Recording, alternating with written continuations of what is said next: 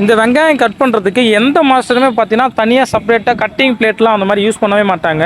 வெங்காயத்தையே தான் அவங்களுக்கு ஒரு பேஸ் மாதிரி வச்சு கட் பண்ணாங்க. ஸோ அந்த மாதிரி இந்த வெங்காயம் மூவ் ஆகாமல் இருக்கிறதுக்காக மேலே கீழே 2 பக்கமும் கொஞ்சம் லெவலாக கட் பண்ணிக்கிறேன்.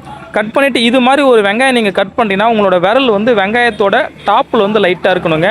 கத்தி கட் பண்ண அந்த விரல் கொஞ்சம் கொஞ்சமாக மூவ் ஆகணும். பாருங்க நான் எப்படி பிடிச்சி கட்டுற பாருங்க. இந்த மாதிரி இப்போ நான் ஒரு டைமுமே அந்த கத்தி இறங்க உங்களோட விரல் பார்த்தீங்கன்னா கொஞ்சம் கொஞ்சமாக மூவ் ஆகணும். அதாவது ஒரு 1 mm 2 mm அந்த ரேஞ்சில் வந்து மூவ் ஆகணும்.